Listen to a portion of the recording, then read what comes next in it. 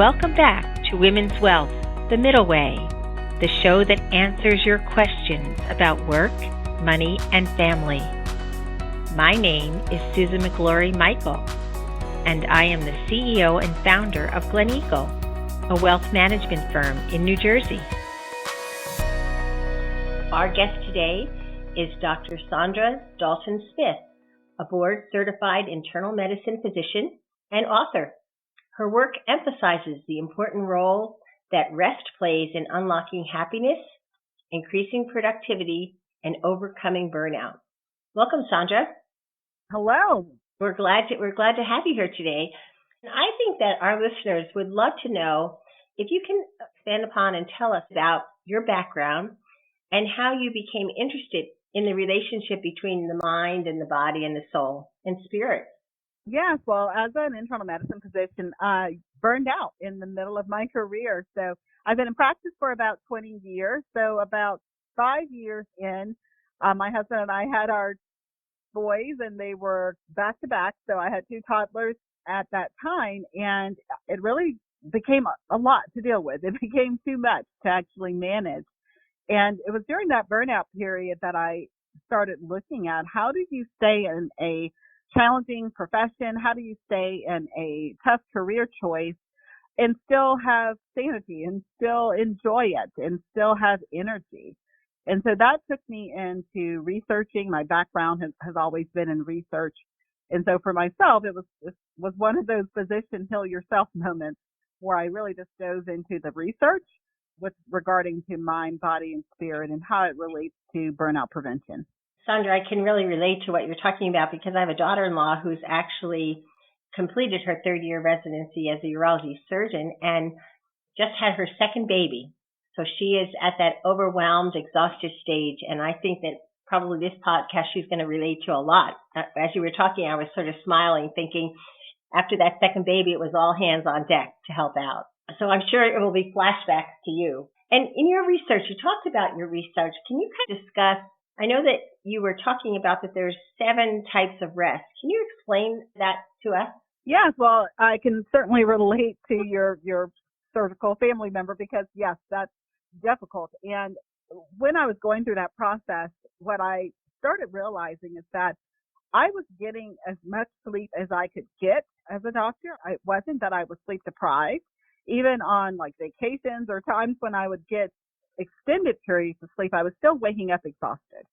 And I found that wasn't just me. It was my patients. It was everybody that I seemed to be coming into contact with, that a lot of us were experiencing that. The sleep alone wasn't solving our fatigue. And that's where these 7 areas really came into play. I started looking at if it's not sleep, there has to be some other aspects of myself that are getting depleted, that are needing rest and restoration.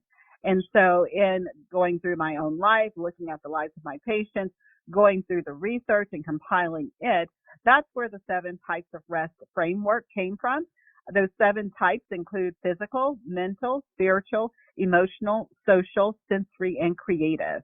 And in essence, those are 7 areas where we use energy in our day. We use more in certain times of our life. We use less in other times, depending on the job you have, the roles you play. All of those depend on which area you're going to become more deficient in. But when those areas become deficient, sleep alone does not solve every type of rest deficit.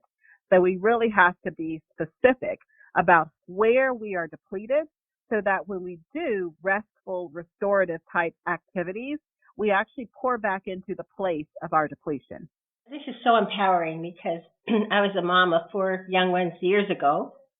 And I look back now and I don't know how I did it, but you're right. I was always tired. And I think that even though they're all grown now, I think as we age also, but I love the idea that you put in there the spiritual, and there's so many different aspects. I don't think I've really heard a lot about that. So that was very empowering for a lot of us. And that's why your book, I think, would be very helpful. So I'm looking forward to actually having some restful time to be able to read it. What are some things our listeners, myself included, can do to kind of help ourselves to get better rest? Like there must be, this is we so often you'll listen to a lecture or you'll read a book and you'll say, that makes so much sense. I need to do that.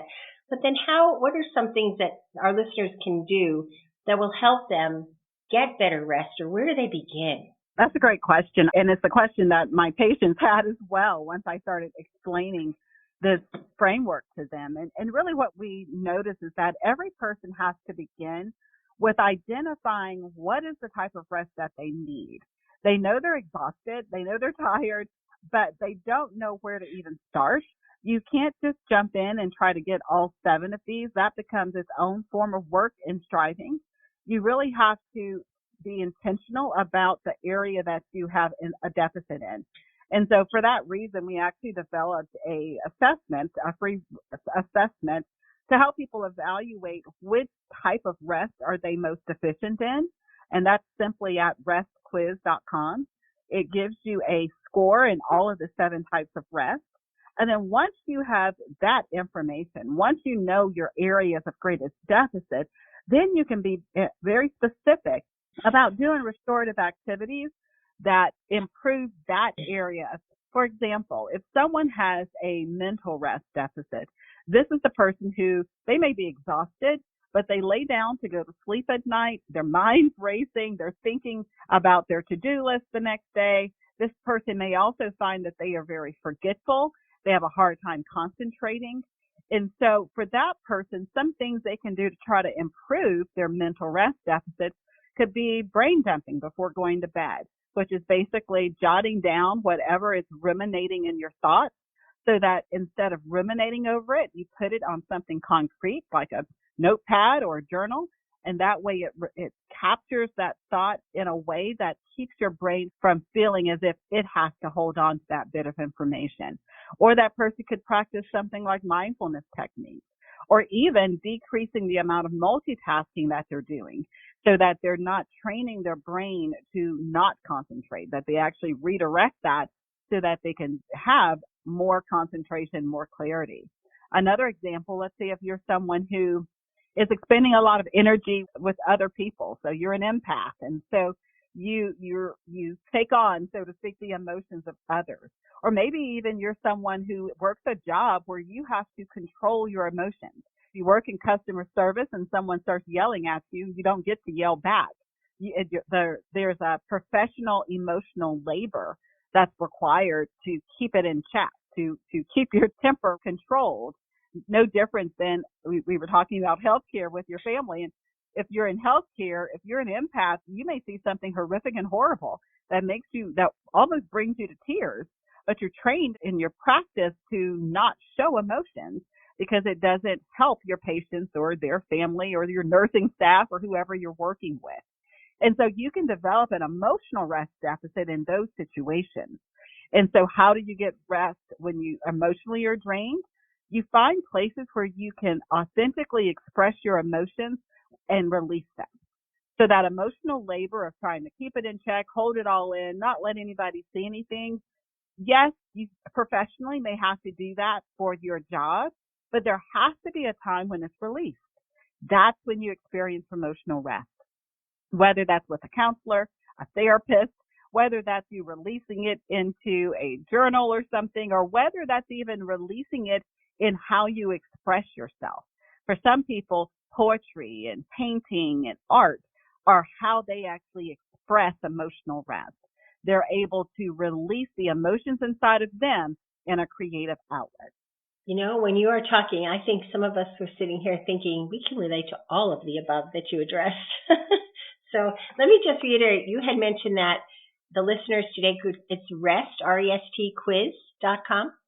Yes, so that's where our free assessment is located at, and it allows them to be able to see which of the 7 they're most deficient in. I'm not sure if I'm not going to be multiple of them, but that sounds great. I just want to make sure I reiterate that they can go on and access that. That is great. And when we have guests on, we always end by just one piece of advice you would give each of us listening today who might be dealing with burnout. What would be the one thing that you have seen as a doctor, as a professional, and as someone who is so transparent? I want to thank you for that, because often professionals we think of as, oh, well, they don't have a problem. They're just giving out the advice. But I think you're so empowering because you're so real of, yes, I was successful, but I did feel these issues. And then I did the research to address them and help others. Saundra, I want to thank you for that because I think that is why it is so powerful and your book is so helpful. But can you end today by giving those women that are listening today a piece of advice on something that they could deal with, because there's so much burnout and often we don't even know we're burnt out? The one piece of advice I would give is to recognize that rest isn't the extra thing you do when you find time. If we leave it in that bucket, then nobody would ever do it because there's never time for anything. Rest is what we do so that we are able to stay the best version of ourselves. We should, instead of seeing it as something that is subtractive, taking away from our life or we're having to make room for, see it as something that is additive, as pouring back into. I oftentimes think of it this way. As a physician, if someone comes into my ER and they're bleeding and I just suture them up and send them out, I've stopped the bleeding, but I actually haven't restored them. To restore them, I may have to actually give them blood depending on how much they had lost before they arrived. That's how rest is for some of us. We do these weekend vacations and we try to patch it up without actually doing a deeper dive. That was the whole reason behind my book, Sacred Rest, Recover Your Life, Renew Your Energy, Restore Your Sanity, to help people get to a place where rest becomes an integrated part of their life. I can't thank you enough. Thank you for joining us, and I would encourage everyone to go on the quiz and your website and to obtain your book, because this is so in need in all of us that are working and trying to juggle families or going to next stages of life. And so I want to thank you, Saundra, for joining us today. Thanks for tuning into today's episode of Women's Wealth, The Middle Way. Make sure to subscribe to us and leave a review on iTunes, Spotify, SoundCloud, or your favorite podcast app. Join us for new episodes every other Wednesday. See you in 2 weeks.